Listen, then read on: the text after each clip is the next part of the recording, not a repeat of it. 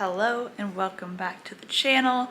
Today I'm going to be doing a deep dive into my struggle with anxiety, what I did to manage it and ultimately cure it, because I don't struggle from it anymore or overcome it. Very rarely has it ever came up back in my life in the last 10 years, but I worked really hard to overcome it. So I'm going to be doing a deep dive into that today.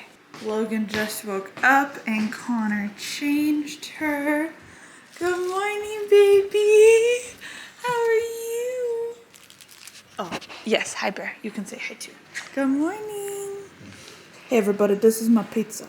I like pizza for breakfast. So every day starts the same. Connor gets her up and I feed her. Hi, baby. Can I have my morning snuggles? Hi.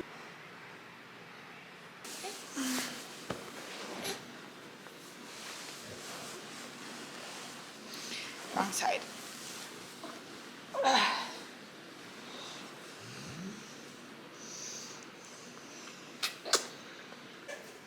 So the first thing I do in the morning, every morning after feeding Logan, is making at least an 8-ounce cup of water and downing this. So I'm in the process of that. And the reason is because you wake up dehydrated in the morning because you just were sleeping all night. So it's good to get that water in before coffee or tea or anything. Just down some water, get your body back to being hydrated. Hi, babe. Do you agree with that? Do you drink water in the morning? I do. I started drinking water before I drink my coffee. Yeah, helps with my digestion and everything too. Yeah. But if you didn't know, I am actually a certified health coach. I've had my certification for 6 years. That kind of will tie into what my conversation is about today. So, a conversation about anxiety. That's where I'm gonna start. But before I start and get into that conversation, let's make some coffee because it's still the morning time. So I was never a coffee drinker until I got pregnant. So I actually put some protein powder in my coffee.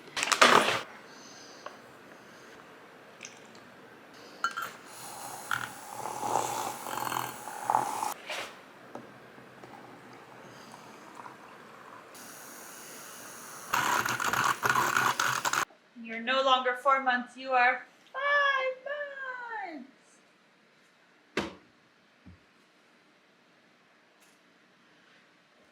Crazy, she's 5 months. I felt like yesterday she literally just was born. How'd you get so big, baby? Okay, let's talk a little bit about anxiety. Not gonna go into too much detail, but before I met Connor, I was in a relationship that was not healthy, and to say the least, it was an abusive relationship. I was sitting in a counseling appointment one time going through the things that were happening in my life, and the lady looked at me and goes, "Rachel, that is abuse. Do you understand that you're being abused?" Anyways, the whole thread of things happened after that, and looking back, I was young. I would have approached some things differently. Now that I'm older and have more worldly knowledge, but I was also in a very deep hole. I was struggling. I had anxiety. I had post PTSD, and I was in a hole. I was really stuck. Mentally, I was hurting. And after that counseling appointment, I had some choices to make, and I am so happy I chose the route I chose in the end, and that was to seek help and to get better ultimately. And it was not easy.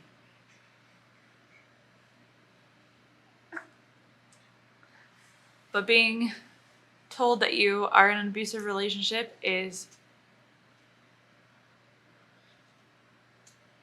was really hard at that time, and it was so many layers to understand of it.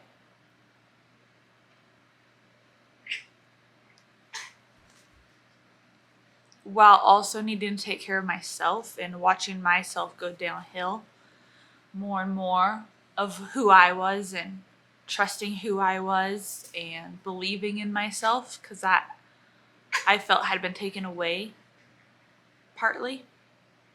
And after I left, I actually moved to a different state, and it was time to heal. And one of the big things that came out from all of that I struggled with was anxiety and PTSD and anxiety attacks. And I had no idea what to do. I seeked out help in counseling. So I was doing that once or twice a week. I was seeing a couple of counselors. And then I was doing my own research online and trying to understand how I can help myself in the short term with these anxiety attacks and having anxiety, but in the long term of healing and what that looks like. And I wouldn't ultimately say that I'm cured, because sometimes things will be said from my past, like just in general conversation about things. And sometimes like I know that it's sometimes gonna be a trigger for me, or I might have been a trigger in the past. And instead of getting super worked up when I hear there's a couple words that sometimes can bring up some stuff in the past for me, I've learned to, like, okay, just take a deep breath and work through this. Like, you are fine. You've done the work to know that you are fine. There's nothing I need to do right now at this time. But that's not the story about what I'm trying to get into. The story is about how I ultimately helped myself get past all these things and get to where I am. And I know it's going to sound really weird, but a lot of it had to do with how I fueled my body and listening to my body and accepting where I was then, and knowing that it's going to be a journey for the rest of my life to always better myself. But it led me to finding online coaching or becoming a health coach. So the understanding of food and happiness, and how, your relationships and your finances and your job and your fitness and your food and all of this encompassed makes you, but also like your happiness and your everyday life is based on all of these things. And so if one thing's super out of whack and you're really not content in that one space, it could be throwing off everything else in your life. And so figuring out what balance looks like, and I don't even know if I still know, because I think now with a child it has completely changed. But it's understanding, like, let's use food for example. I don't eat healthy all the time. I had brownies last night. It's about balance, and it's about figuring out here and there. And when you are off the bandwagon maybe for a little bit, it's about getting back on. But you'll never hear me say like I'm a huge dieter, because I'm not. I like to eat healthy and simple and quick meals, not anything too long. Or I do throw those meals in on the weekends and stuff. But when I'm home during the week right by myself with Logan right now, it's definitely those easy meals. But learning to fuel my body. So after going to health coaching school and getting certified and taking all the courses, I fell in love with food even more, and the ability to what it looks like to eat healthy and how much it can help the human body. I am a perfect example of that. My husband is a great example of that, of how much it has helped both of us in our everyday life. I mean, I feel better when I eat better. I feel like I look better. I am more confident when I eat well. So your mental clarity is there.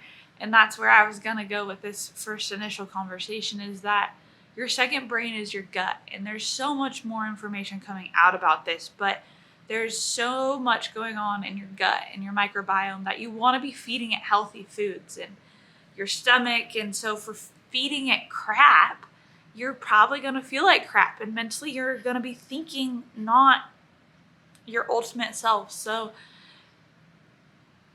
I'm going to just go through what I eat in a day and how these little things have changed my life for the better. And it doesn't have to be this huge complicated thing. So anyways, that was a ramble, but yeah, if you have any questions just from this little part that come up, go ahead and leave them down in the comments. I love the topic of food and mental health and ultimately getting better and choosing to always better yourself. I'm a big self-development nerd. I love to read books. Well, prior to having a baby. But yeah, we can always all get better. You can always improve. And I think a little bit of what we're going to get ready to go do here shortly. It's almost our nap time. But I'm going to start getting all ready. You'll see. I recently started feeling kind of lonely at home. I wouldn't classify it as anything postpartum. At least, no, I'm not struggling that way. I just felt kind of lonely. I'm home a lot by myself.